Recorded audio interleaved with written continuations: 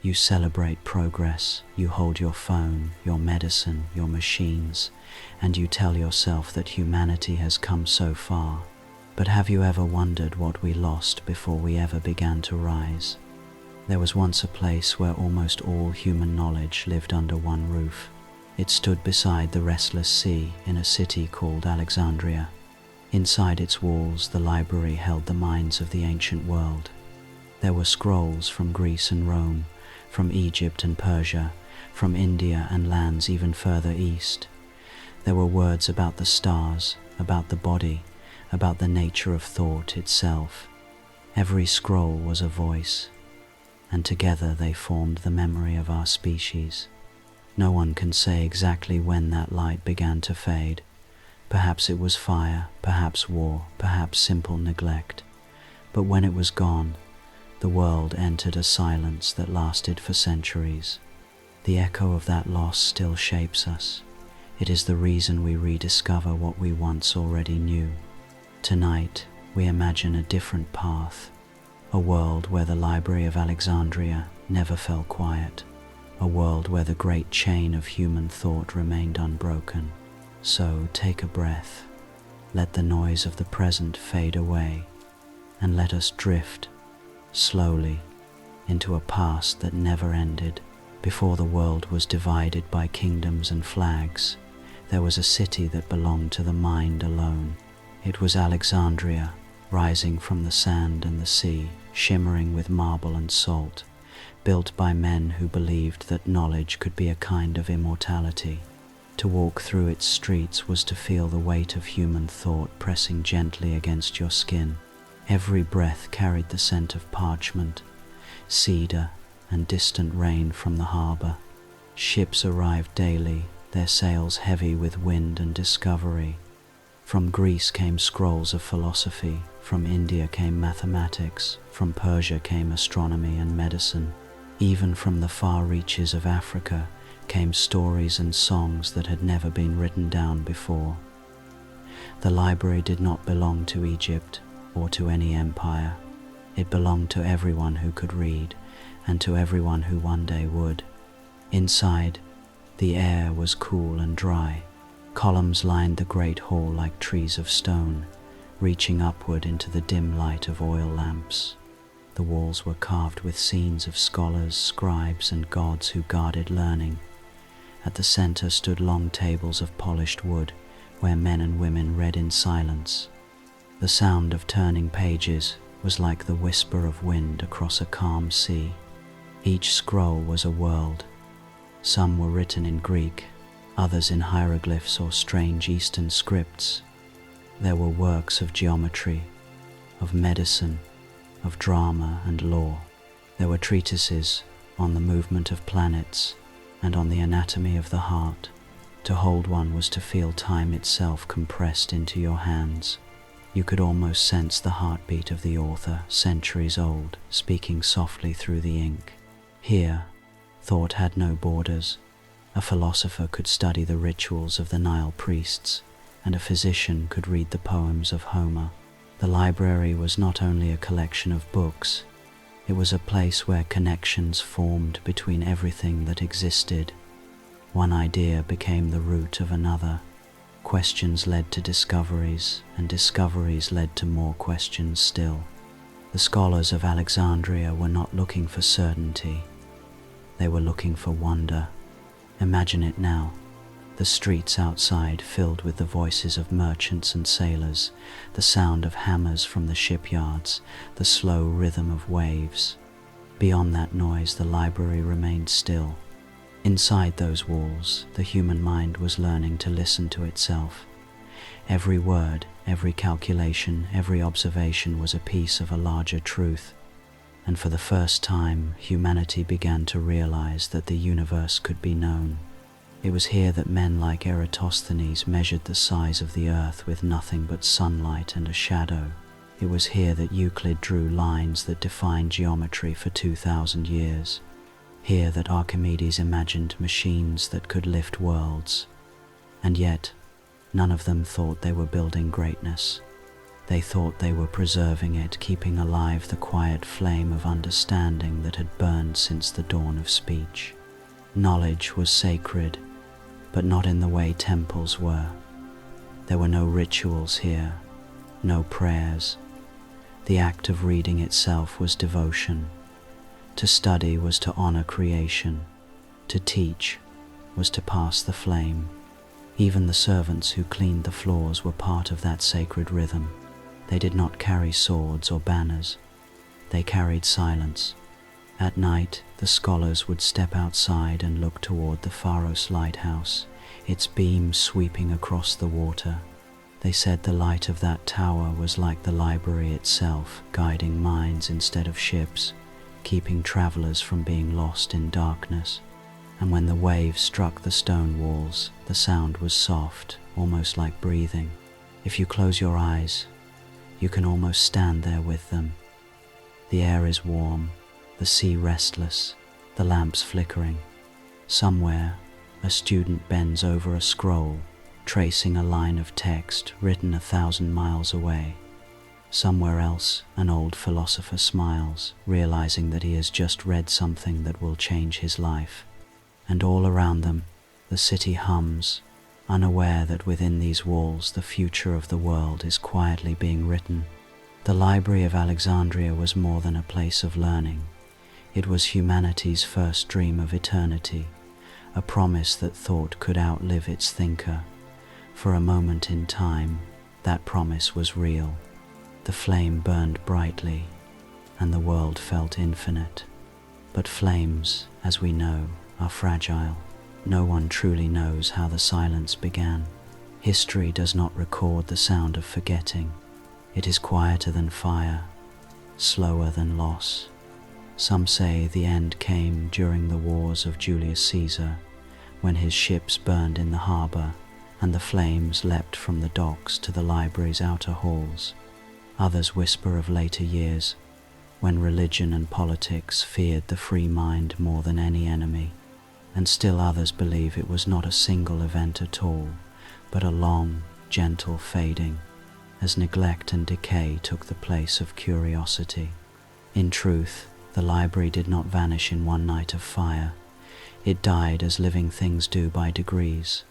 One ruler withdrew funding, one generation copied fewer texts, another cared more for conquest than for philosophy. The scrolls grew brittle, the scholars fewer, the light dimmer.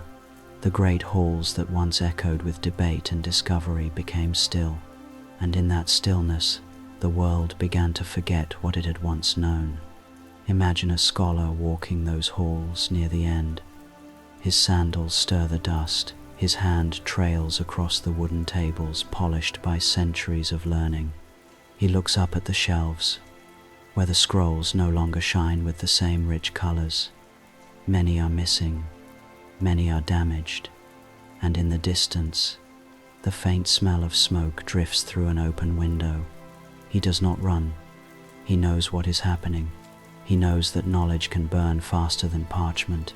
He lifts one scroll, perhaps a treatise on the movements of the planets, and holds it to his chest. The fire has not yet reached him, but he can already feel the warmth. It is not heat from the flames, but from grief itself, because he understands what the world will lose, even if no one else ever does.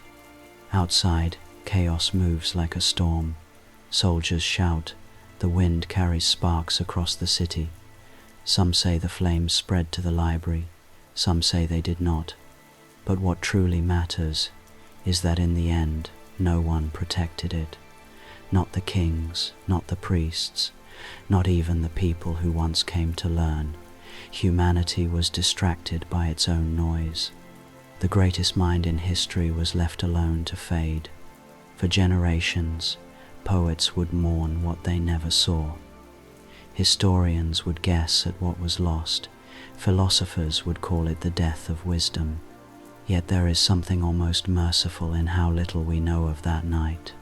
Because if we could see it clearly, if we could hear the crackling of the papyrus, the slow collapse of shelves, the last gasp of 1,000 voices, we might never forgive ourselves, and perhaps we should not. Some fragments survived, scattered through the world like ashes carried by wind.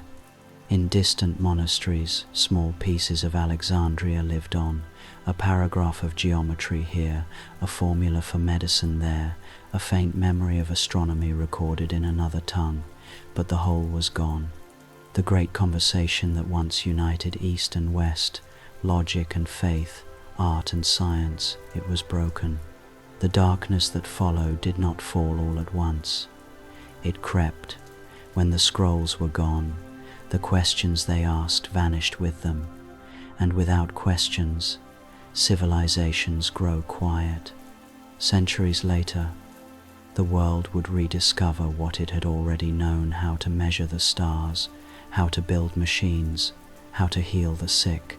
But each rediscovery came with the pain of memory. It was as if the human race had suffered a kind of amnesia. We were children again, learning our own language. Yet, there is a strange beauty in this tragedy, because even as the library vanished, the idea of it never did. The thought that there could be a place where all knowledge lives, that idea survived the fire. It became myth, then legend, then inspiration. Scholars in Baghdad dreamed of rebuilding it. Renaissance thinkers in Europe spoke of it with reverence, as if it were a holy city that must one day rise again. The Library of Alexandria was not merely a collection of scrolls.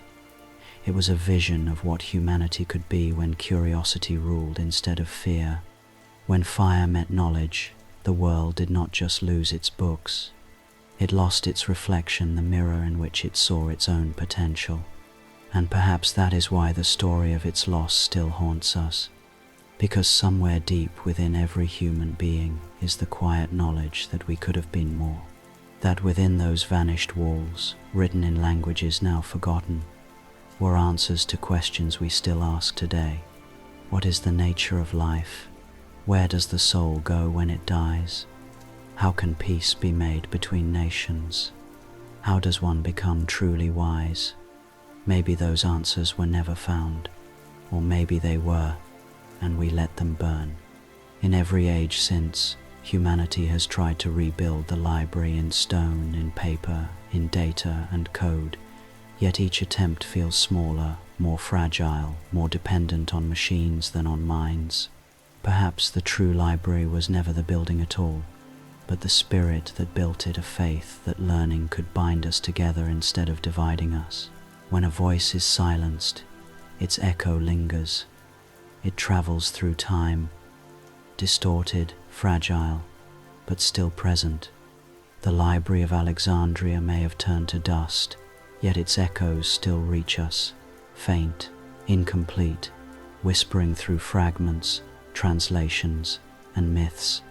What we know of its contents is small, but the imagination fills the silence with wonder. There were said to be hundreds of thousands of scrolls, works from every land that touched the Mediterranean and beyond. Not only the polished writings of philosophers, but records of merchants, healers, mathematicians, poets, and dreamers. The library was not built for the elite alone. It was a house of memory, gathering the labor of countless anonymous hands. For every name we remember, there were 100 we have forgotten. Think for a moment of the texts that may have been lost, the plays of Sophocles that no one has read for 2,000 years, the treatises of Democritus, who spoke of atoms before anyone could see them, the mechanical notebooks of Heron, describing moving statues powered by steam, the early maps of navigators who may have reached the coasts of Africa, or perhaps even the lands across the Western Ocean. There may have been medical scrolls that spoke of surgery, anatomy, and disease in ways that could have changed history. Perhaps there were experiments in optics, early notes on the movement of light. There might even have been philosophies from the East, carried through trade and translation, ideas of balance, emptiness, and the cyclical nature of time. Imagine if all these voices had survived. Imagine the conversations they could have inspired, an Egyptian astronomer debating the heavens with a Hindu mathematician, a Greek philosopher learning the symbols of the Chinese Book of Changes, a physician from Carthage studying anatomy beside a poet from Athens. It would not have been a city of scholars only, but a civilization united by curiosity itself. When we read of what was lost, we often focus on the works, but the deeper tragedy lies in the minds behind them. The library was not a museum. It was alive. Students learned from teachers. Teachers learned from travelers. Travelers learned from strangers they met in its corridors. Knowledge was not property. It was conversation. It grew only when shared. To lose that conversation was to break the continuity of human thought. It is as if the species forgot its own language. For centuries afterward, humanity had to rebuild not only its knowledge but its capacity to ask questions. The gap between what we knew and what we could have known grew into a chasm. That chasm became what we call the Dark Ages. And yet, even in that darkness, a few sparks remained.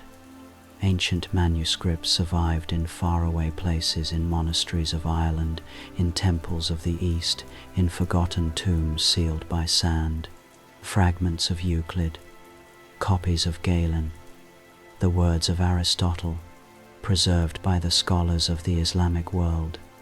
These were the survivors, fragments of a shattered mind slowly finding its way back to speech. Sometimes when you open a book today, you can almost feel their presence, the way an idea repeats itself across centuries, the way a thought you believe to be modern was already whispered by someone who lived 2,000 years ago. That is the library still speaking, not in full sentences, but in fragments. Perhaps somewhere among those lost scrolls were explanations for things we still struggle to understand: the nature of consciousness, the mystery of disease, the balance between reason and faith. It is not impossible. For every discovery humanity has ever made, there has always been a voice that hinted at it before. We simply forgot to listen. What would it have meant if those hints had been preserved? If the line of knowledge had continued unbroken from the ancient world to ours? The progress we now call miraculous might have felt natural. The inventions we think of as modern might have been old. We might have reached the stars by now. Or perhaps we would have learned something even harder: how to live in peace. The more we imagine what was lost, the more we understand what remains. Because knowledge, once created, never truly dies. It waits. It hides inside the human spirit, waiting for someone curious enough to find it again. Every time a scientist studies the cosmos, every time a poet searches for meaning, every time a teacher explains an old truth to a young mind, the library flickers back to life for a moment. Somewhere, in that moment, a door opens.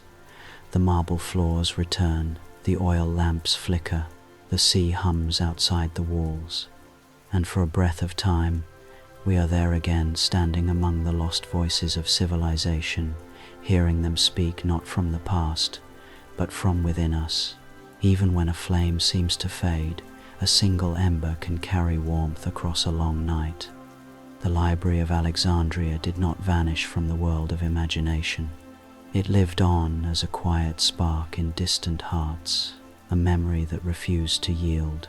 Monks guarded fragments in cold stone rooms. Scholars in desert cities translated and argued and copied by lamplight. Sailors told stories of a house of wisdom that gathered the voices of nations under one roof. The library became a legend, and legends can be seeds. Now let us breathe and step through a gentler door. Imagine that the wind changed at the right moment. Imagine that careful hands closed the shutters, that rain fell on the rooftops, that a vigilant ruler understood what truly gives a city its strength. Imagine that the light within those halls never went out, not because the world was perfect, but because people chose to protect the one treasure that multiplies when shared. In this quiet turning of history, the library endured. It still stands by the restless sea, its columns smooth and pale, its courtyards full of shade and murmuring water. Ships still arrive from every shore, their captains handing over scrolls to be copied and returned, their minds proud to give more than they take. The city grows around the library, but it does not swallow it. Instead, the library shapes the city. Markets hum with trade in paper and ink. Artisans craft instruments for measuring the sky. Healers gather herbs from gardens planted according to old medical texts. Children learn not only letters, but the habit of listening to ideas that are older than their grandparents and stranger than their own thoughts. The library in this world is not a museum. It is a living body. Its staff keep the shelves dry and the lamps trimmed, but they do more than guard.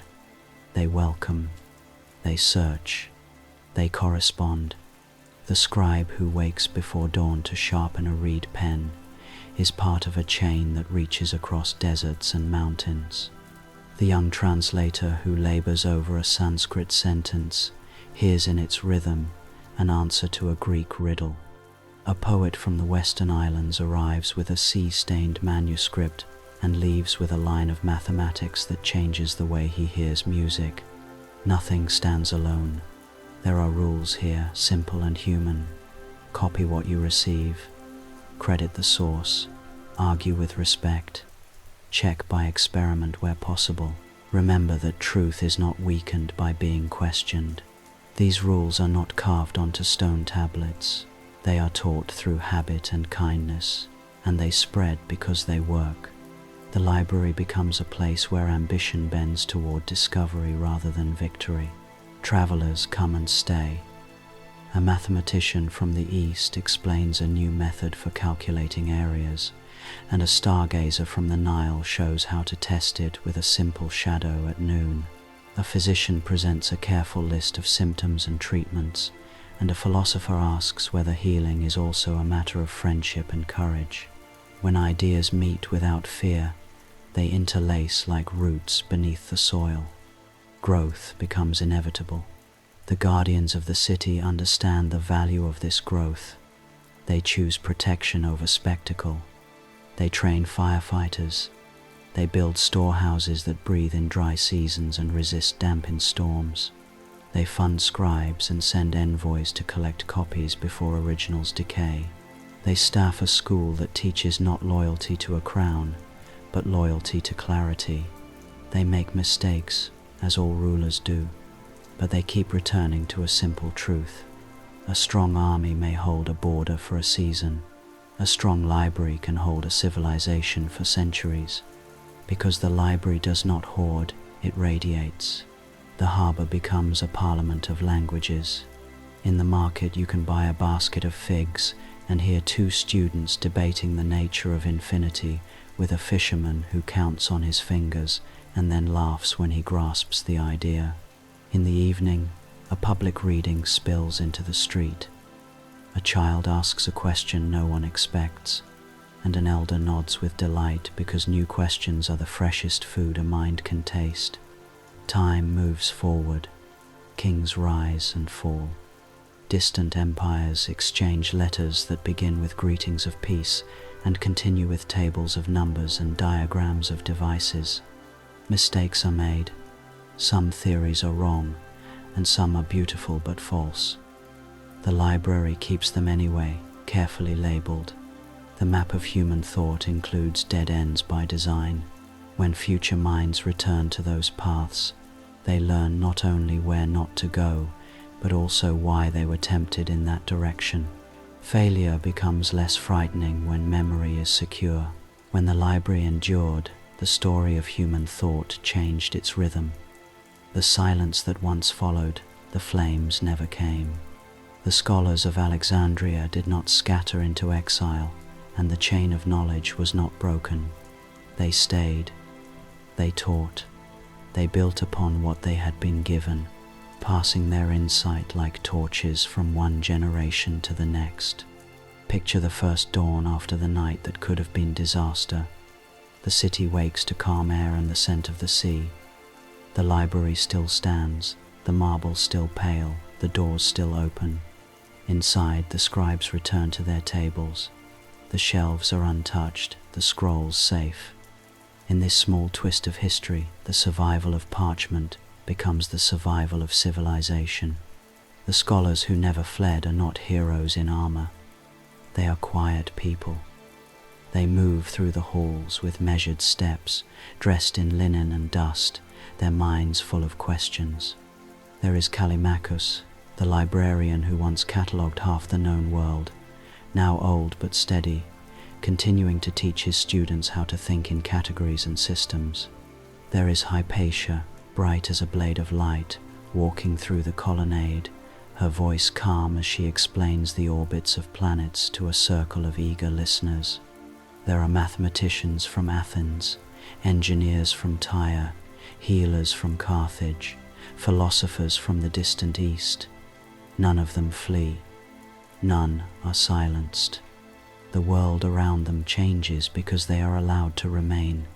Knowledge does not vanish into myth, it gathers momentum. The library becomes not a sanctuary for the past, but a workshop for the future.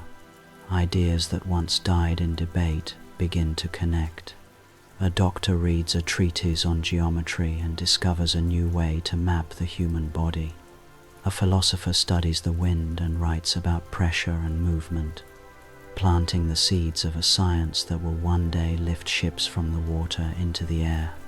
Because the library still stands, the city does not sleep behind its walls. Students travel from as far as Gaul, from the mountains of Persia, from the fertile valleys beyond the Indus. They bring not only curiosity but difference, and difference becomes fuel. Languages collide, and meaning multiplies. The scholars of Alexandria learn to translate not only words, but entire ways of seeing. Here, disagreement is not danger. A young astronomer may argue with a priest of the old gods. A philosopher of logic may question a poet about beauty.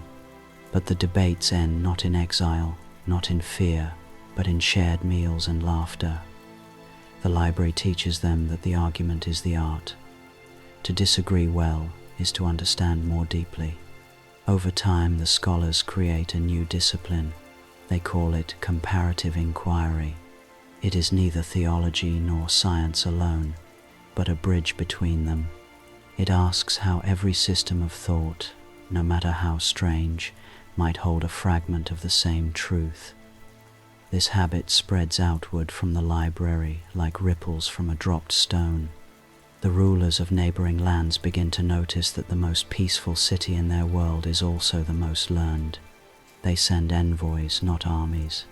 They send students, not spies. Because the scholars never fled, the structure of education itself changes.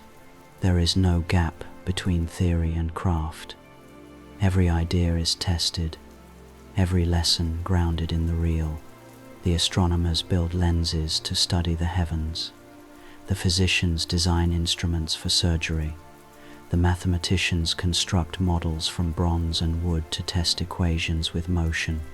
The library becomes both a university and a laboratory, centuries before either word would exist. And the presence of women among these thinkers changes the rhythm of discovery. Hypatia's teachings do not vanish in persecution. They flourish. Her pupils include both men and women, slaves and citizens, foreigners and locals. In her classroom, intelligence is the only currency. This single act, the survival of one teacher, alters the balance of the world. When women learn openly, half of humanity awakens. The future doubles in light. In this alternate world, philosophy does not split from science. Art does not retreat from mathematics. A sculptor might discuss anatomy with a surgeon. A playwright might learn about geometry to design a stage that amplifies sound. There is no shame in mixing disciplines. To study one thing deeply is to discover another. Centuries pass, but the library remains the pulse of human thought. Empires rise and fall, yet each new ruler understands that to destroy the library would be to extinguish his own legacy. The flame of curiosity is now too deeply woven into daily life to be suppressed. Children grow up believing that learning is a civic duty. Scholars are honored not as ornaments but as architects of reality. When the Library of Alexandria survived, the world learned to speak with itself. The scrolls that once rested quietly on its shelves began to move, copied by patient hands, carried by caravans and ships, exchanged between kingdoms as gifts more precious than gold. The library became not a single building but a pulse that reached across continents.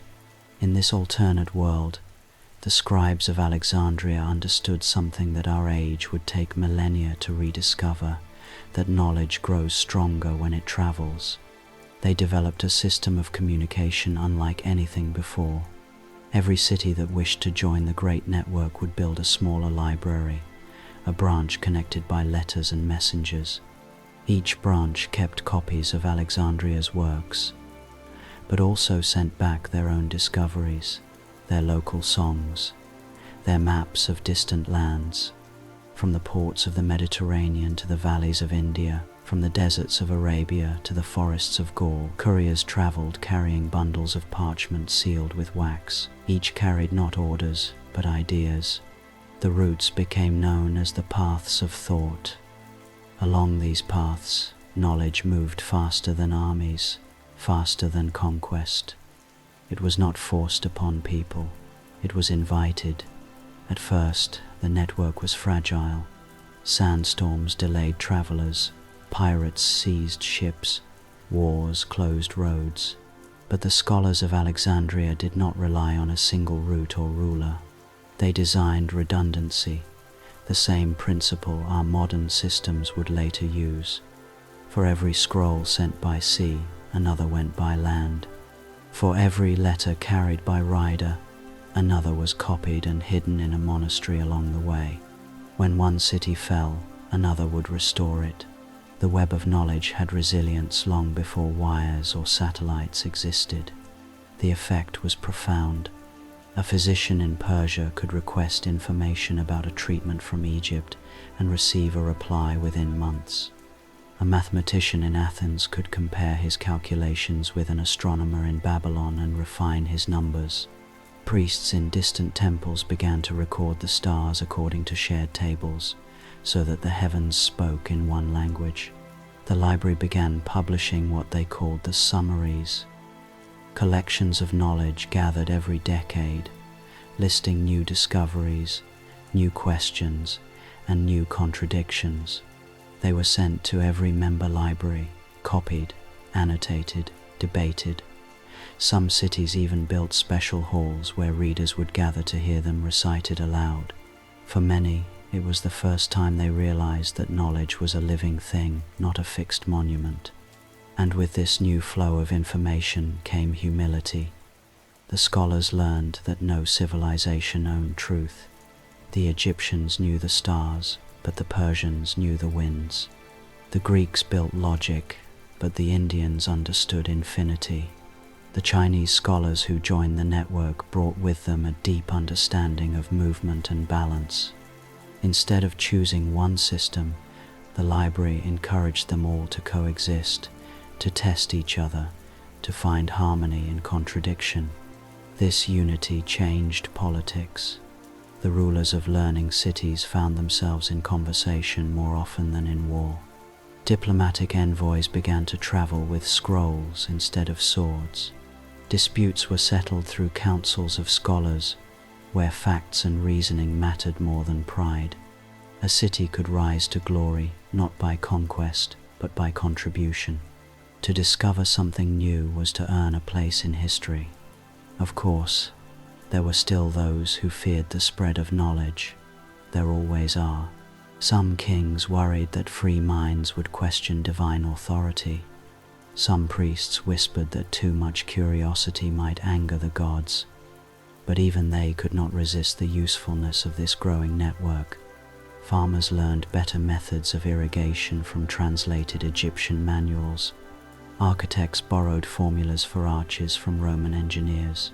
Healers found herbs described by travelers from distant lands. Knowledge became too valuable to suppress. Over generations, the system evolved. Messengers began to carry wooden tablets coded with symbols that represented entire texts. A single messenger could memorize entire passages and recite them from memory if the written copies were lost. The libraries developed ciphers to mark authenticity, early forms of what we would one day call verification. And because the information flowed both ways, the library itself changed. Alexandria no longer stood alone as the heart of wisdom. It became a node, the brightest, but still only one among many. A network of human connection stretched from the western shores of Africa to the snowy borders of Asia. Each library reflected the soul of its land, yet all of them shared one rhythm, one purpose: to preserve, question, and expand the light of understanding. In this world where the Library of Alexandria never fell silent, the line between wonder and understanding grew thin. Knowledge did not sleep through centuries. It unfolded without interruption, layer upon layer, like a vast scroll that no one ever stopped writing. The scholars of Alexandria and their students spread across the continents, carrying not superstition, but curiosity. They built workshops beside temples and observatories on hillsides. They tested everything they could see and measured what they could not.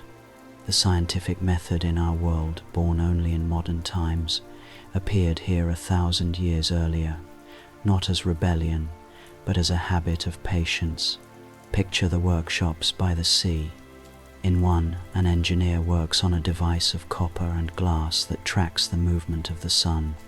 In another, a physician dissects a body to learn how blood moves, comparing notes with astronomers who study the pulse of the stars. None of them believe that their fields are separate. To them, nature is one great machine, intricate and alive, a vast language that the human mind can slowly learn to read. Without the break of darkness that followed in our real timeline, invention became continuous.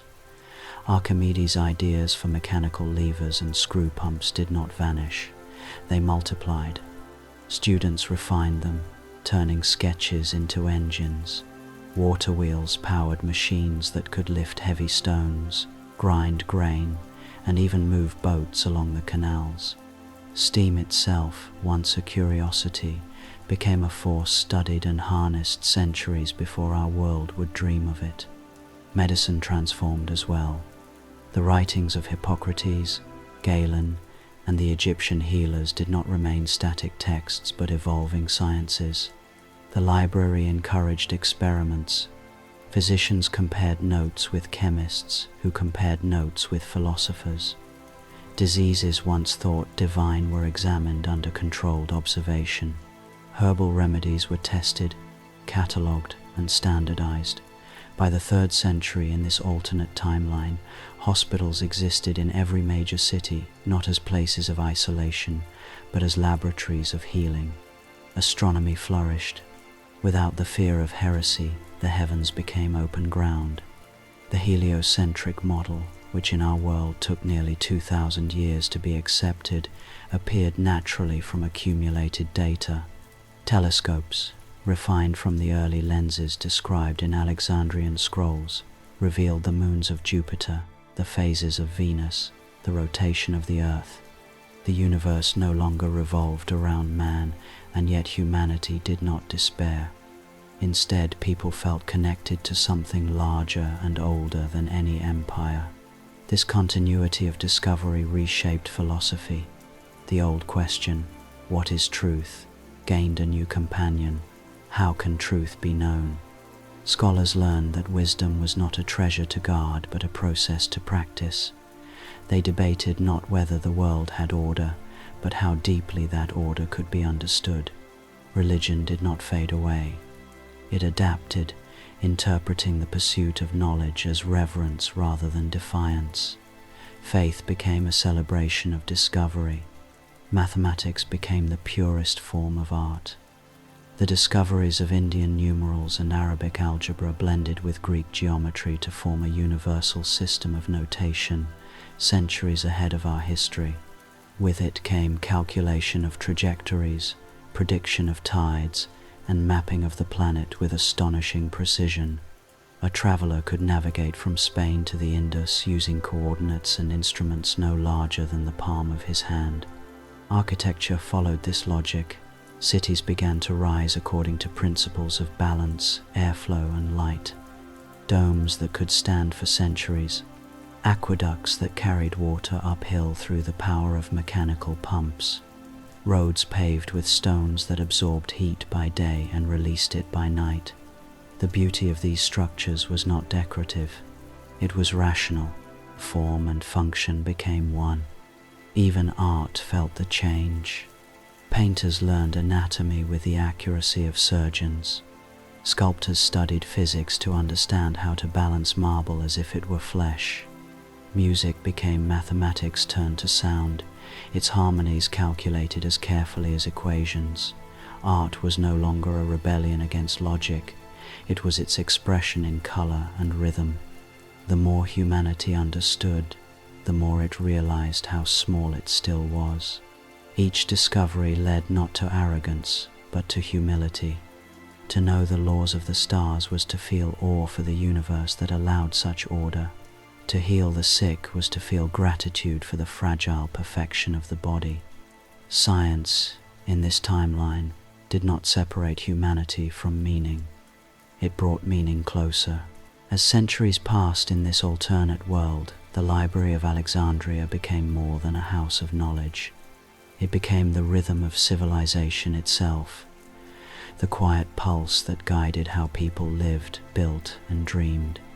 What had begun as a sanctuary for scrolls evolved into a sanctuary for the spirit. The scholars of science gave way to the scholars of being. The library taught the world that to understand nature was not enough, one must also understand the heart. Because knowledge was never broken, culture did not need to rediscover itself. The arts grew beside the sciences like twin vines. The mathematician and the poet shared the same table, often switching tools, one using ink to measure, the other to move emotion. The boundary between discovery and beauty blurred. It was common to see an engineer recite verses about harmony or a dramatist sketch the geometry of a stage before writing dialogue. Knowledge in this age had a sound, a calm, continuous music that echoed through every discipline. Theatres flourished in every great city.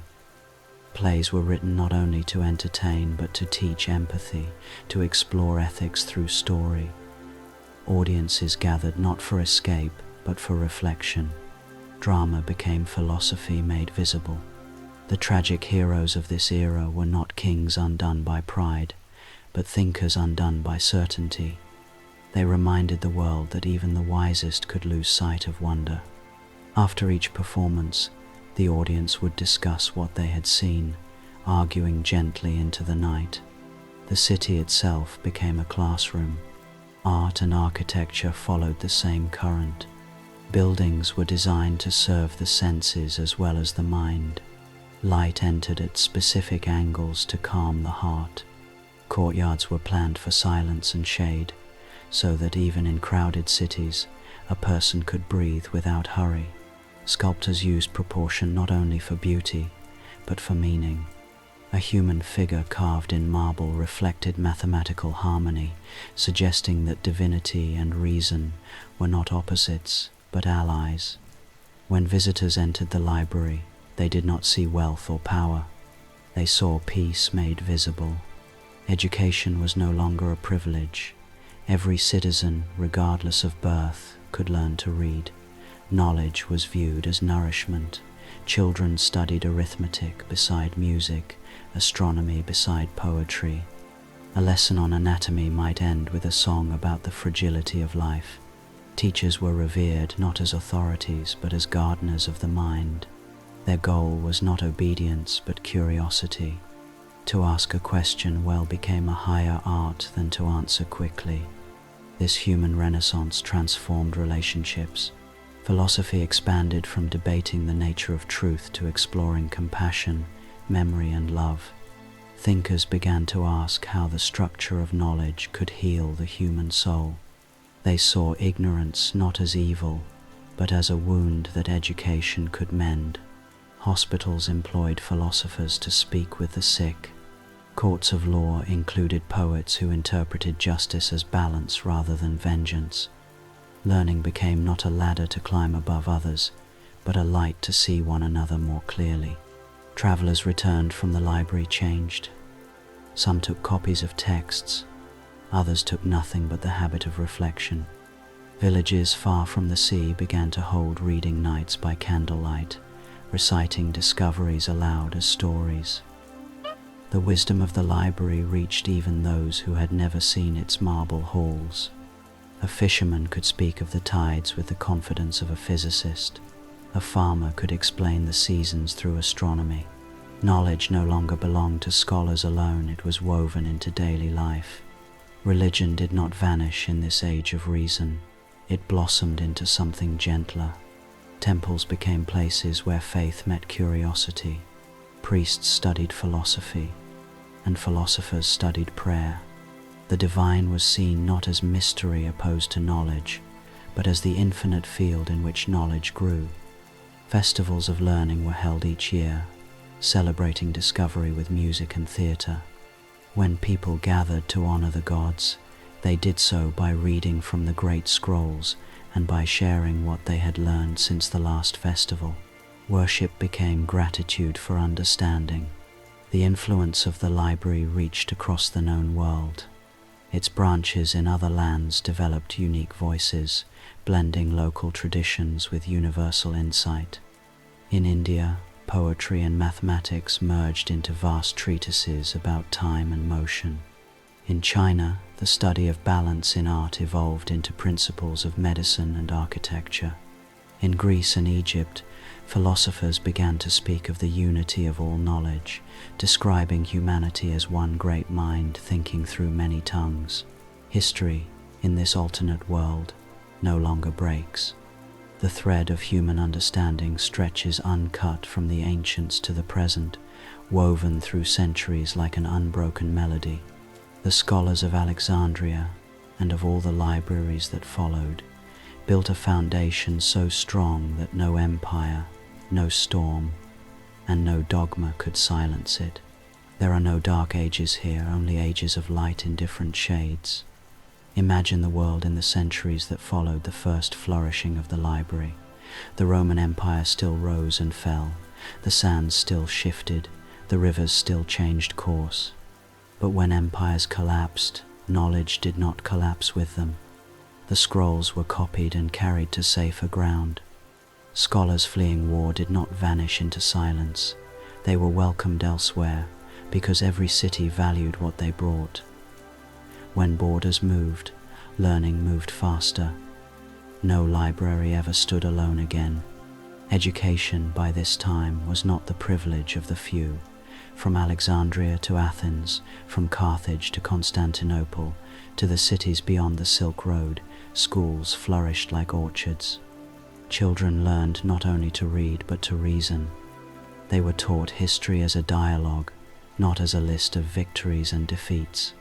Lessons began with the stories of earlier thinkers, and every student was reminded that thought itself was a lineage they now belonged to.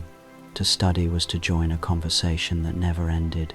Without the interruption of centuries of superstition, science grew steady and humble. There was no age of blind faith, because knowledge and faith had learned to coexist. The church in this world was not an enemy of inquiry, but one of its patrons. Monasteries served as research centers. Monks preserved ancient texts, but they also wrote their own. The study of nature was considered a form of devotion. To map the stars was to admire creation. To heal a wound was to honor life itself. The sacred and the rational held hands rather than striking at each other. This continuity changed how people saw time. In our world, humanity often looks backward with longing or forward with fear. But in this world, the past, present, and future form a circle. The work of a farmer or artisan feels connected to the discoveries of great philosophers. The invention of a new tool is greeted with the same reverence as the writing of a poem. History becomes less of a timeline and more of a current, calm, deep, and self-aware. Universities grew in this climate like cities of the mind. Their courtyards were gardens where physicists walked beside theologians, poets beside surgeons. A lesson in geometry might end with a discussion about justice. The printing press, born early from Alexandria's methods of replication, spread texts faster than rumor. By the time our world would have been shrouded in feudal darkness, this one was already exchanging books across oceans. And because thought flowed freely, language evolved differently. Instead of splintering into dialects separated by isolation, the great languages of learning merged. Greek blended with Latin, Arabic with Egyptian, and from these unions came a shared script, simple, rhythmic, precise. A traveler from Africa could speak with a scholar from Gaul. A monk from Tibet could read a mathematician's treatise written in Alexandria. Humanity spoke many tongues, but all shared one alphabet of reason. Technology followed quietly behind this harmony. Roads stretched farther, not for armies, but for scholars and merchants. Carts carried scrolls beside grain. The wheel turned faster, ships became larger, sails stronger. Machines powered by wind and water replaced endless labor. No one called this progress. It was simply the way of things, like the tide returning to the shore. Each invention felt less like a miracle and more like a conversation between mind and matter. Art did not retreat in this age of logic. It bloomed. Painters traveled to study anatomy. Architects worked with astronomers to align cathedrals with constellations. The stained glass of temples depicted not only saints but the diagrams of the heavens. The divine and the mathematical shared the same light. A child could walk into a sanctuary and learn geometry just by looking up. And so, this world without dark ages became a world where forgetting was rare. History was not rewritten with each new ruler. Knowledge was preserved, footnoted, debated, but never erased. Scholars quoted their predecessors by name, not to worship them but to keep their voices alive. The wisdom of the ancients was not locked in dusty scrolls, it was alive in the design of bridges, in the rhythm of songs, in the language of daily life. When the light of Alexandria spread without interruption, power itself began to take a different shape. In our world, empires rose on conquest, on trade, on fear. In this world, they rose on curiosity. Kingdoms still had borders, armies, and ambition, but the measure of greatness became not the land they claimed, but the ideas they gave to others. Knowledge was currency, and discovery was dominion. Imagine a map of this world. The Mediterranean is no longer the center of empire, but the center of conversation. The rulers of Egypt, Greece, and Rome do not hoard scholars. They exchange them. The emperor who funds the most schools, who translates the most books, who sends envoys of learning across seas, he is the one remembered as powerful. To destroy a library would be seen not as victory but as sacrilege, a wound upon civilization itself. This transformation did not happen at once. It began with imitation. Kings and queens saw the prosperity of Alexandria and wanted the same glow for their own cities. They built academies and observatories. They offered patronage to mathematicians, physicians, and inventors. But the more they invested, the more they realized that knowledge, unlike gold, refuses to be contained. Scholars traveled where questions led them, not where kings demanded. The smartest rulers learned to listen. They discovered that the surest way to grow an empire was to open it. By the 5th century of this alternate timeline, diplomacy had taken a new form. Ambassadors carried not ultimatums but scrolls. Treaties were sealed with the exchange of manuscripts, gifts of translation, instruments for study. The rivalry between empires became intellectual. Alexandria competed with Antioch, Athens with Carthage. Rome with the academies of the East, not to conquer, but to discover first. It was a competition of minds, fierce yet fruitful, where every triumph lifted the whole world a little higher. War did not vanish, but its nature softened. The generals of these empires studied engineering, logistics, and philosophy. They saw the cost of ignorance written in the ruins of the past. The invention of new machines was often shared among nations to prevent imbalance. The great canals of Mesopotamia, the bridges of Persia, the aqueducts of Rome, all were built from shared designs. A war could destroy an army, but knowledge could rebuild a city. Slowly, humanity learned which was stronger. Religion, too, transformed under this light. When every empire had access to knowledge, dogma found itself surrounded by interpretation. Faith ceased to be a weapon. Temples and churches became centers of study, places where moral law met natural law. The priests debated geometry with scientists, and the act of worship became an act of understanding. To seek truth was to honor the divine. Trade followed these ideas across oceans. The Silk Road became more than a route for goods, it became a corridor for minds. Alongside silk and spice traveled diagrams, star charts, and blueprints. A merchant might sell textiles in one city and return with a book on chemistry or navigation. Caravans became libraries in motion, each trader a wandering student. The world began to weave itself together, thread by thread, into a single fabric of learning.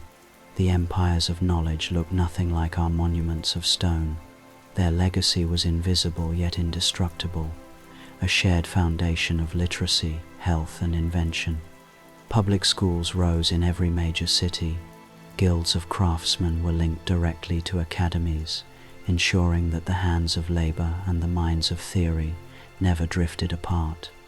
The result was balance. Technology advanced, but wisdom guided it. The pursuit of progress did not erase compassion, it demanded it. As the centuries unfolded, the competition between empires evolved into collaboration. Great councils met every 50 years, gatherings of representatives from every library, monastery, and observatory. They called it the Assembly of Reason. There, discoveries were shared freely, disagreements were recorded and tested, not buried. Each session ended with a declaration written in 100 languages and distributed through the global network of libraries. It was not law by force, but law by consent, the first international dialogue of humankind. When knowledge flows without fear, faith changes shape. In this world where the Library of Alexandria endured, religion never stood apart from reason. It grew beside it, like a tree that learns to bend toward the light rather than resist it. The sacred and the scientific were not enemies. They were two ways of naming the same mystery, the endless search for meaning. The priests of Egypt, the philosophers of Greece, the sages of India, the monks of the East all found themselves in conversation, not conflict. Pilgrimages once made to temples became journeys to libraries. A traveler who sought the divine might stop at a shrine, but he would also sit in a study hall. The old separation between spirit and intellect dissolved. To know was to worship, to wonder was to pray. Imagine a grand hall within the library itself. The walls are painted not with scenes of war or judgment, but with patterns of stars, rivers, and seeds. At its center burns a single flame, symbolic of knowledge, a fire that warms but does not consume. Around it sit scholars in robes of many colors. A philosopher recites verses from a text about the soul. A physician speaks about the rhythm of the heartbeat. A mathematician traces spirals in the sand, explaining that all living things grow according to the same proportion. Together they reach a conclusion that no scripture alone could have offered. That truth, whether written in numbers or prayers, points to the same source. This understanding reshaped theology. Faith no longer demanded blindness. It asked for clarity. Believers were encouraged to test, to observe, to question. The more one studied creation, the closer one came to its creator. Miracles were not violations of nature, but glimpses of deeper laws still hidden from sight. In this world, no thinker was burned for heresy. The word itself lost its sting. For to differ was not to offend, it was to expand the horizon of belief. Temples began to hold laboratories. Monasteries opened observatories. Sermons often included lessons in geometry, philosophy, and medicine. Priests learned to use telescopes as well as texts. The concept of divine order gained new depth when people could see that the same principles guiding the stars guided the petals of a flower. The scriptures were read not as commands but as invitations to understanding. Religions still had their differences. Some prayed to one God, others to many, some to the Spirit within all things. But their disputes softened.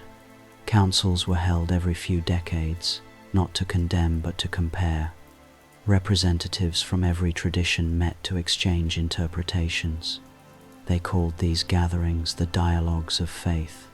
There were still disagreements, sometimes sharp, sometimes endless, but they unfolded like philosophical debates rather than battles. The result was not uniformity, but respect. Out of these dialogues grew a new discipline known as sacred science. It asked how moral truths and natural truths intertwine. Physicians wrote essays on compassion as medicine. Astronomers studied the heavens not just to predict eclipses, but to understand patience and rhythm. Mathematicians found metaphors for forgiveness in the balance of equations. Spiritual insight became measurable, not as dogma, but as the effect of understanding on the human heart. Art in this age carried the same message. Cathedrals and temples were designed as instruments of harmony. Their domes echoed the geometry of galaxies. Their stained glass refracted the laws of optics into color and light. Music blended chants with calculated intervals, merging devotion and mathematics into sound. The voice of worship became the same voice that once spoke through telescopes and compasses, a calm acknowledgement of order in chaos. This union of faith and reason changed how people saw mortality. Death was not feared as punishment, nor denied as illusion. It was studied. The physicians and philosophers of Alexandria worked together to understand the body and the soul as two sides of one energy. They did not claim to solve the mystery, but they honored it. Funerals became lessons in continuity. Each passing life was described not as an ending, but as a return to the vast equation of existence. Because faith no longer fought knowledge, progress never slowed. Diseases that in our history would have been left to prayer were treated with science, and prayer supported science by teaching humility. When new discoveries challenged old doctrines, the faithful listened. They might revise their metaphors, but not their awe. They understood that truth is not diminished by being seen more clearly. By the time the world entered what we would have called the Middle Ages, there were no dark centuries to record. The light of understanding had reached every shore, and the habit of learning had become as ordinary as breathing. The Library of Alexandria no longer stood alone as a monument to wisdom. It had multiplied into thousands of branches, each one alive with the same steady flame. Humanity had learned something that no empire or invention could ever equal: how to read together. In this world, books are not treasures locked behind doors. They are living companions. Markets sell them beside bread and fruit. Children carry them under their arms as naturally as toys. Monasteries and mosques, temples and schools all serve as places of both worship and study. A traveler moving through any city could stop at a public reading house to rest, eat, and listen. There, words are not owned. They are shared like water. The invention of the printing press came early, born from the Alexandrian obsession with replication. Wooden presses turned with the strength of sailors and the rhythm of drums. Ink was made from crushed flowers and minerals, paper from the bark of trees grown in dedicated groves. Books poured into the world not as luxury, but as necessity. Within a few generations, no household in any educated land was without them. Knowledge ceased to be a privilege. It became a right. Imagine the mornings of such a civilization. In the cool light before sunrise, shopkeepers open their stalls and read aloud to their apprentices. Farmers gather before tending their fields, reading the weather charts published weekly by astronomers. Healers consult manuals that describe treatments discovered in other continents. Builders quote Euclid while laying stones, not out of pretension but habit. The act of reading has become woven into every profession, every prayer, every breath. The social divide between scholars and workers fades. Everyone is a reader, and therefore everyone is a thinker. A fisherman debating philosophy with a mathematician is not unusual. A weaver writing a treatise on the geometry of patterns is respected as much as a professor. The boundaries between intellect and labor dissolve, and so too does the arrogance that once divided minds by status. Learning belongs to all. This literacy does not make people uniform. It makes them diverse in harmony. With every new translation, ideas move faster than armies ever could. The ancient network born from Alexandria grows wider still now, not through messengers alone, but through books that travel on ships, through letters exchanged by families across continents, through public readings broadcast by voice rather than machine. News spreads with clarity instead of fear. When a discovery is made in one place, it is understood in another within weeks. The world begins to think as one organism, not perfectly, but collectively. Art and storytelling flourish beyond imagination. Writers, unburdened by censorship or illiteracy, fill the world with tales of both myth and science. Libraries host nightly gatherings where citizens read to each other in circles of light, their voices merging like music. There are books of laughter, books of sorrow, manuals on architecture, diaries of the stars. People read to stay informed, but they also read to stay kind. Every story is a window, and every reader learns to see through another's eyes. This shared understanding transforms politics. A ruler cannot lie easily to illiterate people. Records are copied and distributed. Policies are debated by citizens who can quote history and logic. Governments rise and fall, but they answer to minds that think critically. Tyranny becomes rare, not because humanity is perfect, but because it has memory. No one can rewrite the past when everyone can read it. Education adapts to this abundance. Schools teach not only facts, but discernment, how to weigh evidence, how to separate truth from rumor. Teachers encourage disagreement as a sign of engagement. Debates fill the air like bird song. The noise of learning replaces the noise of war. The printing of one falsehood cannot spread far, because 1,000 readers will correct it by afternoon. Technology follows this unity of literacy. Engineers study old scrolls and invent new machines for lifting, building, and healing. The first flying craft, inspired by birds and by herons' ancient designs, take shape in these centuries, powered by wind and steam. Yet even as the world grows more advanced, it grows gentler. No one sees progress as conquest anymore. It is collaboration made visible. In a world where the Library of Alexandria never fell, invention never slept. The steady flame of understanding that had once flickered in marble halls now burned across continents. Curiosity, fed by centuries of uninterrupted discovery, became the pulse of civilization. Humanity no longer waited for progress to arrive by accident. It built progress deliberately, one insight upon another, until the rhythm of invention began to sound like the heartbeat of the earth itself. It started, as most revolutions do, quietly. The engineers of Alexandria had long experimented with steam, a curiosity in our history, but here, a science. Heron's designs for moving statues and self-opening temple doors inspired generations who did not dismiss them as tricks. They studied heat, pressure, and motion until they understood that the same power that lifted a lid could move a ship. Within a few centuries, steam-powered engines turned mills, pumped water, and drove carts along smooth stone roads. The air filled with the soft hiss of progress. The industrial spirit spread through the network of libraries and academies. Every city that valued learning became a workshop. Machines evolved from labor-saving tools into instruments of imagination.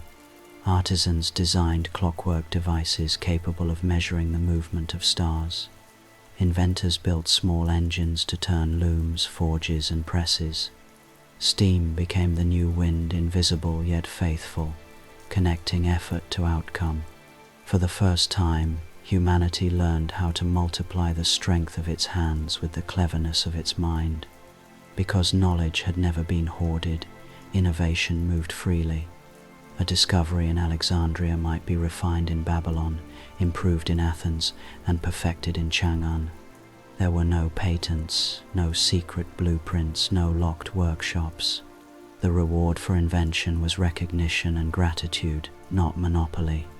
Rivalries existed, but they produced collaboration rather than theft.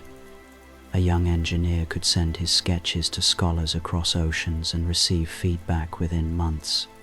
The world began to think in one continuous circuit. Power changed as engines grew. The reliance on endless human labor, slaves, serfs, workers bound to toil, faded as machines took their place.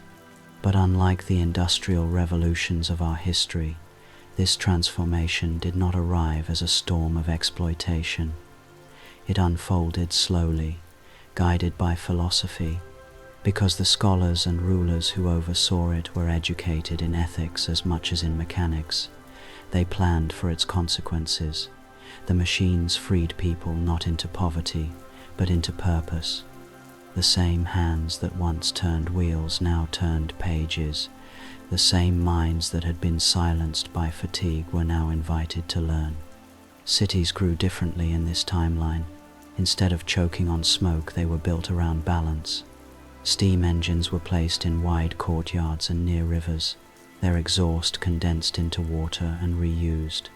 Streets were laid with porous stones that absorbed rainfall and cooled the air.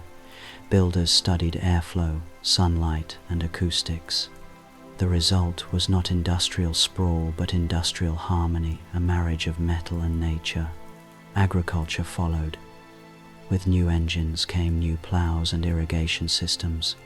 Fields once dependent on backbreaking labor became laboratories of soil and seed. Farmers learned to adjust pressure and flow, to measure nutrient levels, to record harvests as data long before the word existed. Hunger became rare, famine rarer still. The rhythm of planting and reaping aligned with the rhythm of machines, predictable yet never mechanical. Food became the first shared wealth of the world. Trade transformed too. Ships powered by steam crossed seas that once took months to traverse. The canals linking empires became rivers of light and motion. Goods, ideas, and people traveled together, carried by the hum of innovation. The merchant became part scientist, part ambassador, carrying not only wares but wisdom. Ports expanded into libraries and laboratories, where sailors learned navigation from astronomers and shared their own discoveries in return. Medicine and industry merged. Tools for precision manufacturing inspired new instruments for surgery. Metal turned to healing instead of war.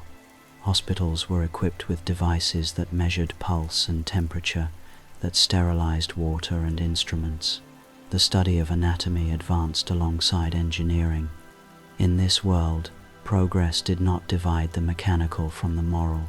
It asked both to work together. When the engines of Alexandria began to turn, Another revolution unfolded quietly beside them, one of healing. As machines reshaped cities, medicine reshaped the body. In this world of uninterrupted learning, where superstition never silenced inquiry, humanity began to understand itself from within. Life was no longer seen as a mystery to endure, but as a pattern to study, to nurture, and to respect. The physicians of this age were both scientists and philosophers. They worked in hospitals designed like gardens, open courtyards surrounded by colonnades, where air and sunlight were part of every treatment. The library had long preserved the writings of Hippocrates, Galen, and the ancient Egyptian healers, but now these ideas did not rest in dusty scrolls. They evolved. Every theory was tested, every claim examined under observation. Healing was no longer art alone. It was evidence, measured with care and written down for others to repeat. The greatest discovery of this era was not a cure, but a principle.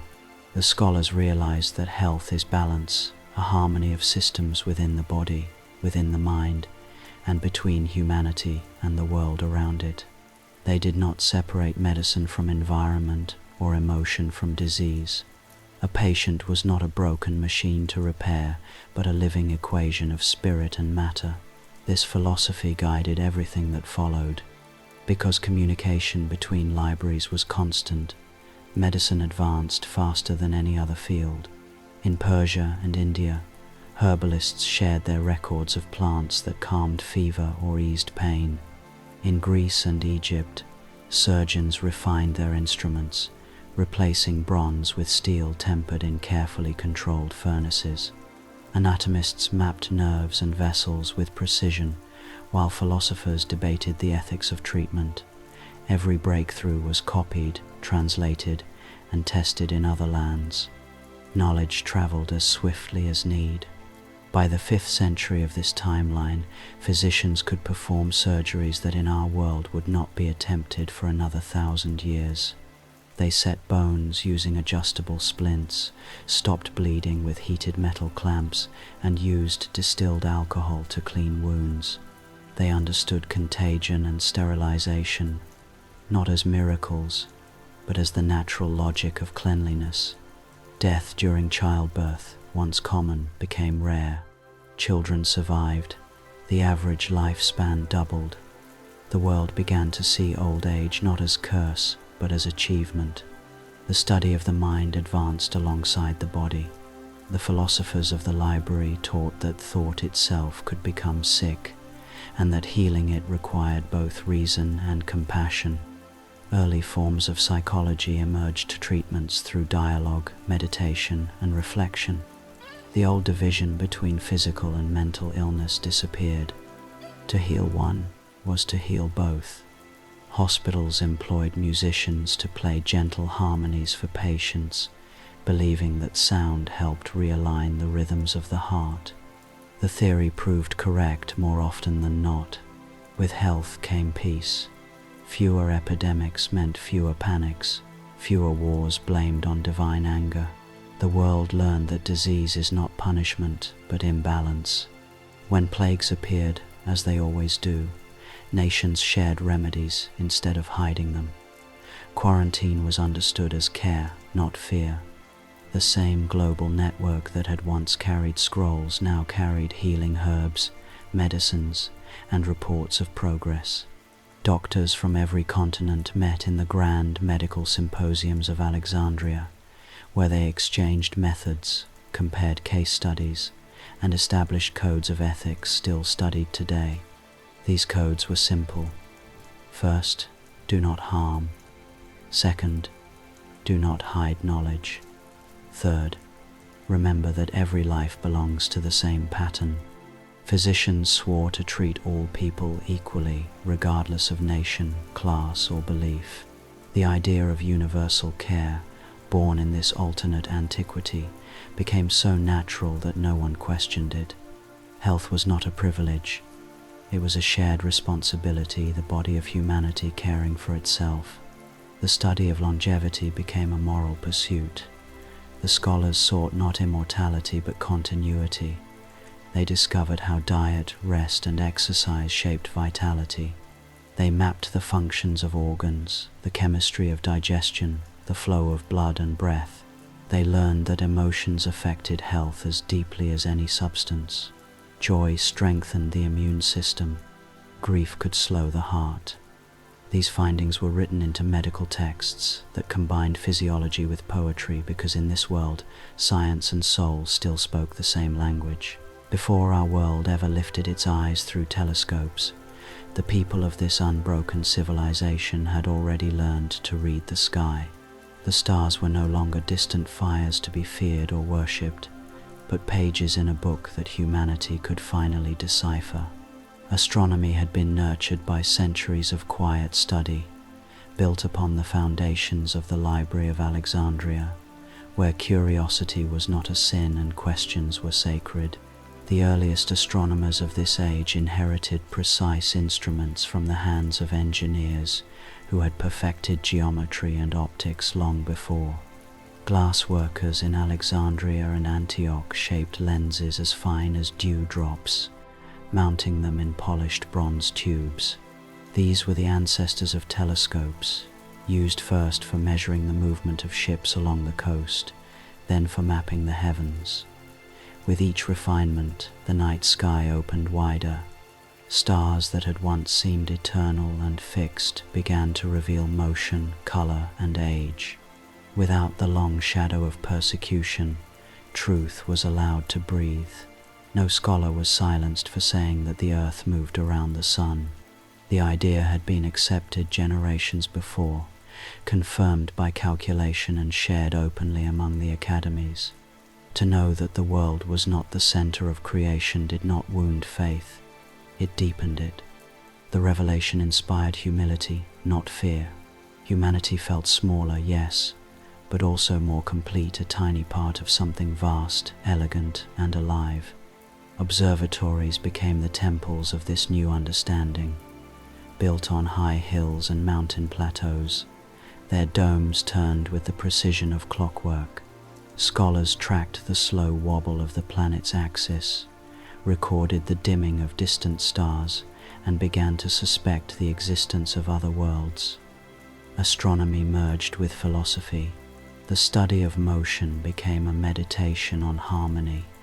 To measure the stars was to listen to the universe breathing. The maps of this era were masterpieces, not flat diagrams of stars but dynamic scrolls that showed how constellations shifted through seasons and centuries. Navigators used them to cross oceans.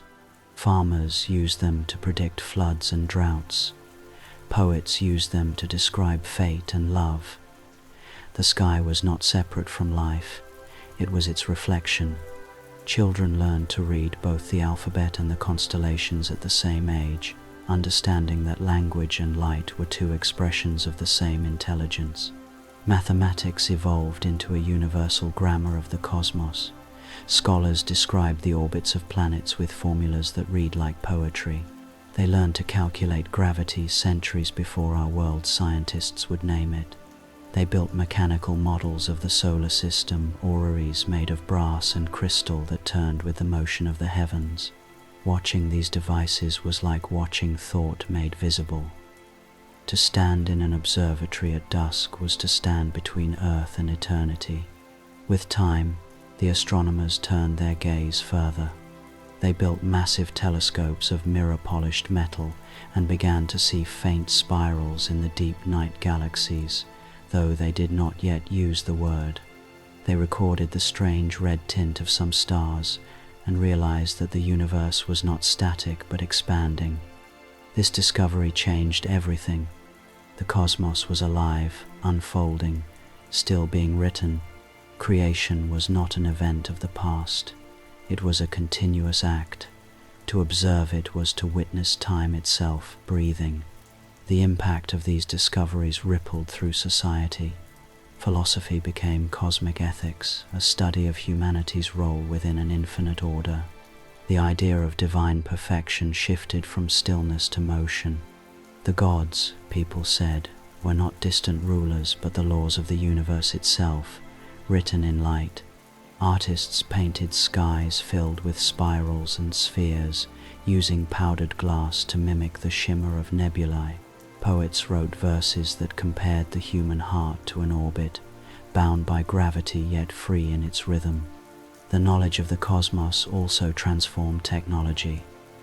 The same optical precision that revealed the stars refined microscopes that revealed the cell. The study of the infinitely large taught lessons about the infinitely small. Engineers used celestial mathematics to design bridges and towers that could withstand earthquakes. Doctors used them to understand the patterns of circulation within the body. The universe became a mirror through which humanity studied itself.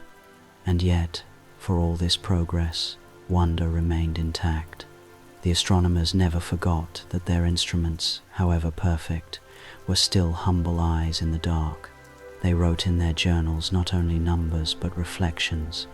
To observe a star, one scholar wrote, is to hear an ancient voice calling across oceans of silence. The pursuit of knowledge was still a form of prayer. By the time the stars had been charted and the engines of progress were humming across continents, the greatest invention of this enlightened world was not mechanical at all. It was connection. Humanity, unbroken by centuries of ignorance or division, had learned how to think together. The Library of Alexandria had become more than a place, it was a consciousness woven through nations, languages, and minds. The world had become a single, breathing network of thought. Letters once carried by couriers, now traveled by coded light and sound.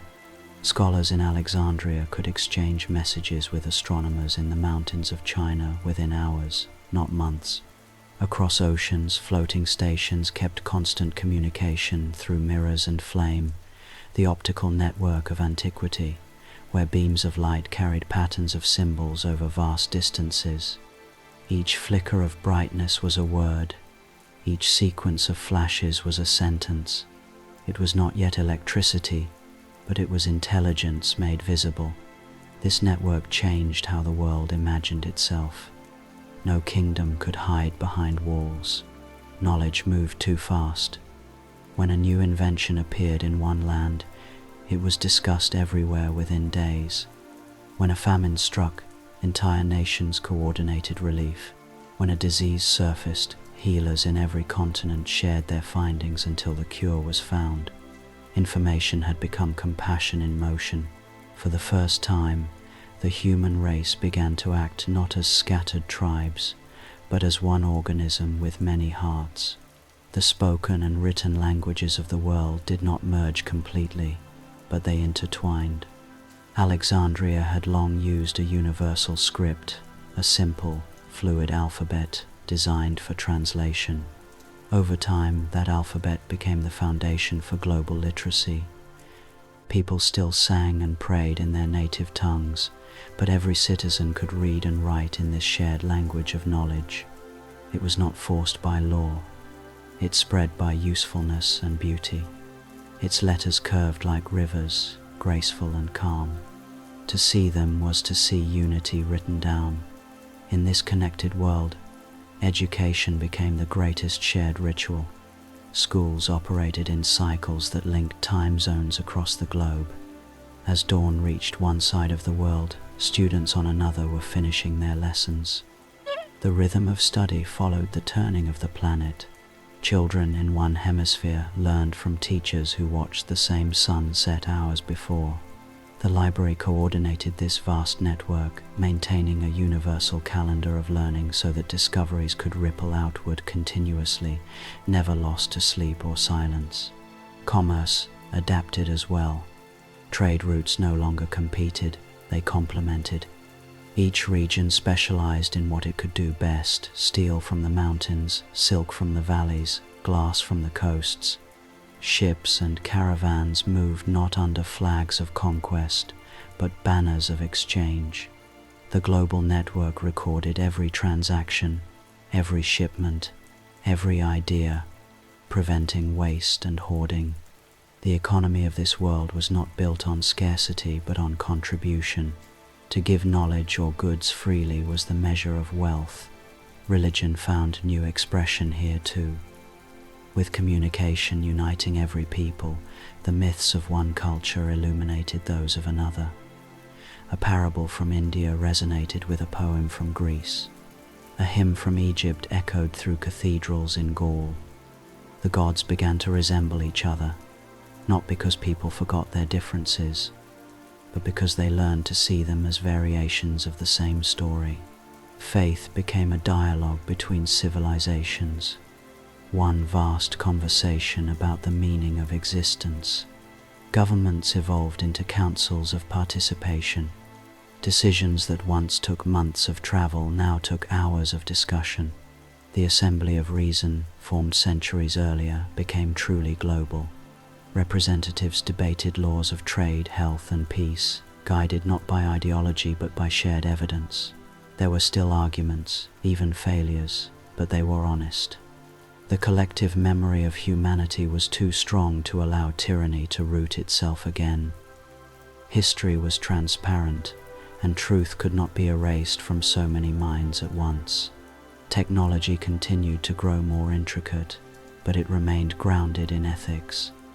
Machines spoke to each other through codes of light and sound. Great libraries stored their data on metal tablets and crystal discs that could last for millennia. People learned to speak through these devices across mountains and oceans, their voices carried by waves of energy they called ether. It was not yet digital, but it was global, a living internet of light, heart, and thought. In our own world, history often feels like a straight road, a line drawn from past to present, from ignorance to understanding. But what if that line was once broken, and everything that followed was merely the shadow of what could have been? In the world where the Library of Alexandria never burned, that break never happened. The thread of thought remained uncut, and the smallest details of preservation changed the shape of centuries. A single decision, a closed door, a guarded flame, a hand protecting a scroll altered the destiny of humankind. This is the butterfly of knowledge. Its wings are fragile, but when they move, they stir the air across millennia. In our world, the fire that consumed the library took with it the seeds of 1,000 futures. In that other world, the same wind carried those seeds outward instead of ash. One event, one spark, one forgotten ember became the difference between an age of light and an age of loss. Imagine the timeline split in two. In one, the library perished and the world stumbled through centuries of silence. In the other, the flame endured, and humanity never stopped listening to itself. The difference is not in technology alone. It is in the rhythm of thinking, in how people see time. In that world, history feels like a conversation. In ours, it often feels like an argument. They live in dialogue, we live in debate. They built upon memory, we rebuilt from rubble. The butterfly effect began quietly, as all great transformations do. A scroll that survived allowed another to be copied.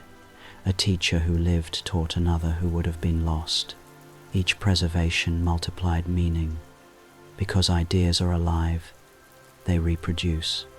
One thought inspires 10, 10 inspire 100, and when that chain remains unbroken, the pace of evolution changes. Civilizations in that alternate world did not rise and fall with violence, but grew and shed their forms like seasons. Progress was organic. Every discovery became the soil for the next. Think about what that continuity means. In our world, the printing press appeared in the 15th century. In theirs, it emerged before the birth of Christ. We sent our first satellites into orbit in the 20th century. They looked at the stars through crystal lenses in the 5th. Our medicine cures what once was fatal. Theirs prevented illness long before it spread. But beyond inventions, the real difference lies in empathy. They learned to see the connection between all things, because they never stopped tracing the threads of knowledge back to their origins. To understand is to connect, and they never lost that art. In this sense, knowledge behaves like a living creature. It has instincts, it seeks survival, it travels where it is welcomed. The library became its habitat. When that environment thrived, the mind of humanity thrived with it. The butterfly of knowledge does not care about borders or creeds. It needs only two things: space to breathe and time to grow. Deny it either, and it dies. Protect it, and it transforms the world. Even in our fragmented history, we can feel the echo of that alternate line. Every rediscovery, every renaissance, every sudden leap of understanding is a faint memory of what we once almost became. The revival of science in Baghdad, the spark of Europe's Renaissance, the birth of modern philosophy, all of these are aftershocks from that single moment of preservation that never was. The butterfly still moves its wings, even in absence. The air it stirs is what keeps us reaching, rebuilding, hoping. The story of the library is therefore not a story of fire, but of fragility. It reminds us that civilization depends on care, the kind of care that seems small but carries eternity within it. The scholar who copies a text, the teacher who refuses to let an idea die, the parent who passes on curiosity instead of fear. They are the new librarians of every age. The world that lost Alexandria teaches us to mourn. The world that saved it teaches us to protect. Sometimes, when you walk through a modern city at night, past the glow of screens and the hum of machines, you can almost feel both timelines breathing side by side. One built from ash, one built from memory. Ours runs on speed, theirs on depth. Ours forgets quickly, theirs remembers softly. Both exist within us, for the library, though gone, still haunts the human mind. It is the part of us that refuses to give up on reason. The butterfly of knowledge is still flying. It moves through books, through conversations, through digital code and whispered stories. Each time you learn something new, you are part of its motion. Each time you preserve what you learn for another, you give it direction. Perhaps the greatest lesson from that alternate world is that we, too, can choose which timeline to inhabit. The one where wisdom burns away, or the one where it spreads its wings. In our world, we drown in data. Every second brings new numbers, new messages, new noise. Yet for all our information, how much do we truly understand? We have knowledge at our fingertips, but wisdom often slips through our hands. The people of the unbroken library would find this strange, that we can speak across continents yet so rarely listen, that we can store entire civilizations on tiny machines yet forget how to think slowly. They lived in the age of wisdom. We live in the age of information. In that alternate timeline, the pursuit of learning was never separated from reflection. To know something without understanding its meaning was considered dangerous, even rude. Scholars were trained not only to discover, but to discern. They asked not what can we do with this knowledge, but should we? Every discovery carried a moral echo. The scientist was also a philosopher, the philosopher also a healer, the healer also a poet. Their world understood that truth without empathy can become cruelty, and progress without purpose can become chaos. Their wisdom did not depend on speed. A single discovery could take generations, and no one complained. Time was not an enemy, it was a collaborator. The students of Alexandria were taught that haste is the child of fear, the fear of being left behind, of not knowing enough, of vanishing into irrelevance. But knowledge, they said, does not reward panic, it rewards patience. Theirs was a culture that moved slowly, and in that slowness found depth. In our time, information spreads faster than thought. A message travels the world in an instant, but meaning often lags behind. We have mistaken access for understanding, volume for value, and exposure for wisdom. We collect knowledge as if it were currency, hoarding it rather than absorbing it. We measure intelligence in how quickly we can react instead of how deeply we can reflect. It is as if the library burned again, not in fire, but in distraction. The people of the enduring library measured intelligence differently. They defined wisdom as the ability to apply truth without harm. To them, the mind was a garden, not a warehouse. It required tending, pruning, and rest. A person who read too much without reflection was seen as unbalanced, just as one who worked without rest. Every school had periods of silence built into its curriculum hours where students were asked to walk by the sea or sit beneath trees, not to meditate in ritual, but to think freely. They knew that clarity blooms in stillness. Their communication was slower but deeper. Letters were written by hand, and every sentence was an act of responsibility. Words mattered. To write was to shape thought, and to read was to receive the soul of another. In our world, words scatter across screens like dust, forgotten before the day ends. But in theirs, words endured. A teacher might spend a week on a single letter, knowing it would be read for generations. In that patience, language became sacred again. This difference shaped their entire society. Because they valued wisdom over data, they built fewer machines of distraction and more instruments of focus. Public spaces were designed for conversation. Theaters doubled as lecture halls. Gardens served as libraries, filled with stone tablets inscribed with questions rather than answers. Children learned early that curiosity was not a race to conclusions but a lifelong friendship with mystery. They were not taught what to think, but how to think. The effect was visible even in their faces. They carried the calm of people unafraid of not knowing. Ignorance, in their culture, was not shameful, it was the beginning of inquiry. They could say, "I do not know," with dignity. In that simple honesty lay their strength. In our world, where certainty is sold and doubt is mocked, we could learn from that humility. For wisdom begins where the noise of opinion ends. If we compare our technologies, we appear superior. We have machines that speak, think, and calculate beyond human reach. But technology without philosophy is like fire without warmth. It burns but does not comfort. The Alexandrians understood that invention must serve harmony, not hunger. They would have looked at our endless streams of data and asked one quiet question: does it make us better? Not richer, not faster, not louder, better. The irony is that we have recreated the library in digital form. Every screen we touch is a doorway to the sum of human knowledge, yet we have not restored its soul. The library was not sacred because of what it contained, but because of how it was used. It demanded reverence not for the scrolls themselves, but for the minds that read them with care. Our screens, by contrast, demand attention but offer no silence in return. Every civilization believes its light will last forever.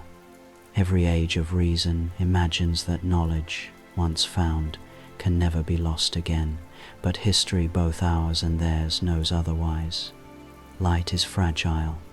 It flickers when neglected, it fades when taken for granted. Even in the world where the Library of Alexandria survived, that truth remained. The difference was not that they made knowledge indestructible, but that they never forgot how easily it could vanish. From the earliest days, the scholars of Alexandria taught a ritual known as the vigil. Once every generation, the city dimmed its lamps for a single night. No books were opened, no lessons were spoken. The people sat in silence, surrounded by darkness, to remember what ignorance feels like. Only a single flame burned within the library's great hall, small, trembling, vulnerable. Children were brought to see it, to understand that this tiny glow contained all they had built. At dawn, the scholars relit every lamp from that one surviving flame. It was their way of reminding themselves that knowledge must always be protected, not presumed. The fragility of light is not weakness, it is its beauty. Because it can die, it must be cared for. In our world, we forget this. We treat knowledge as infrastructure, invisible until it fails. We assume the internet will always speak, that books will always wait, that truth will always rise again. But every system, no matter how vast, is only as strong as the hands that keep it alive. The people of the unbroken library knew this. They guarded ideas the way others guard borders. Their preservation was not only physical, it was emotional. They taught gratitude for knowledge the way we teach grammar. Every student, upon finishing their education, swore a quiet oath to remember what was given and to give it again. That was their defense against forgetting not walls, not laws, but reverence.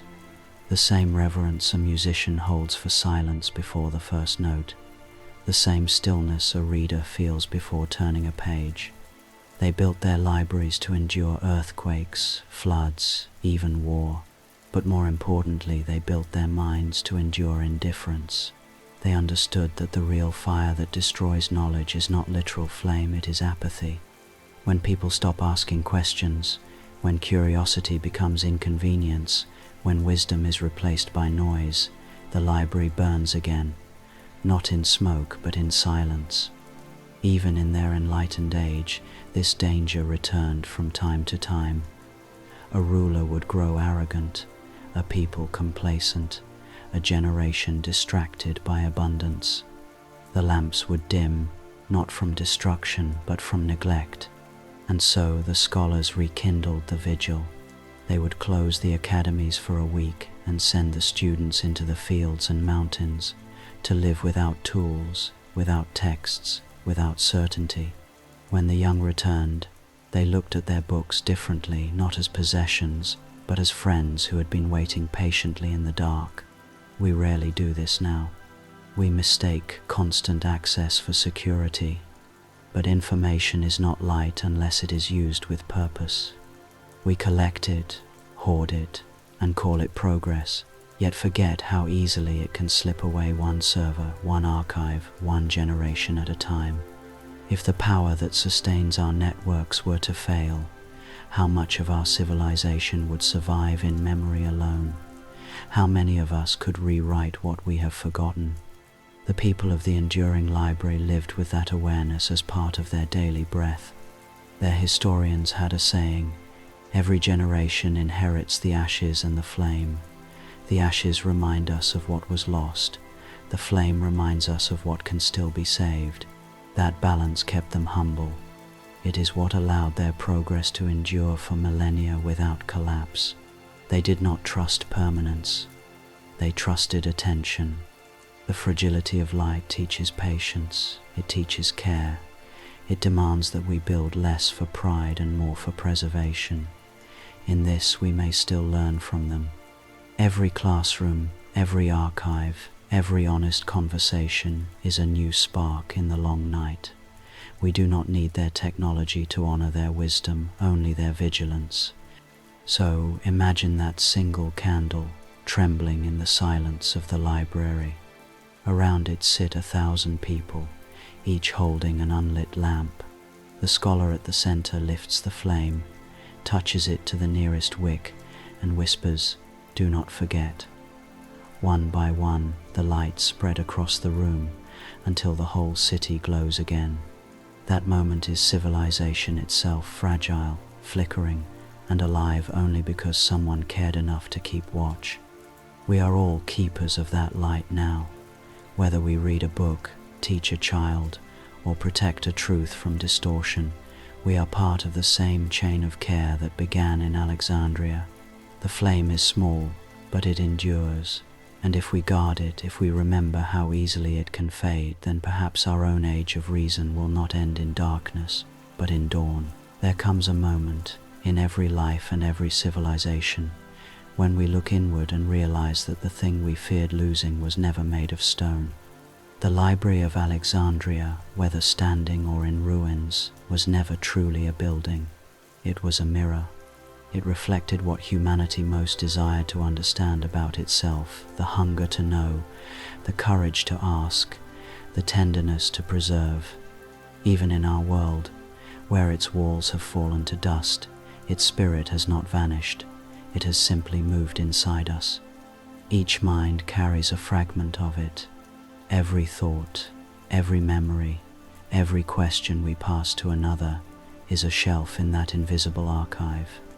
We build it each time we teach, each time we listen, each time we stop long enough to wonder. You do not need marble halls to hold the sum of human curiosity. You need only awareness, that quiet spark in the dark that says, there is more to learn. In the world where the library endured, people understood this truth early. They began to speak of the inner library, the idea that every person is both reader and author. When a child was born, the elders would place a small blank scroll in their hand, symbolizing the unwritten story of their mind. As they grew, they would fill it not just with facts, but with reflections, dreams, and gratitude.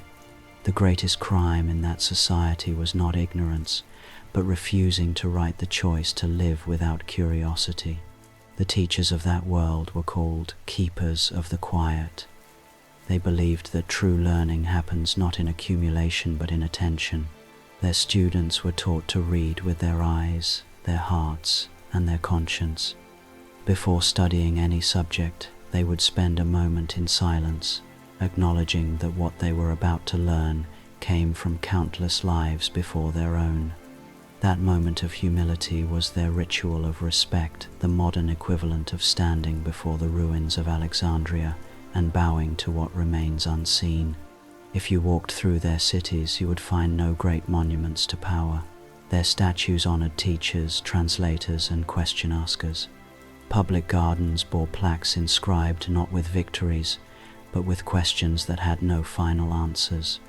Their world was not free of pain, but it had learned to use knowledge as medicine, not as weapon.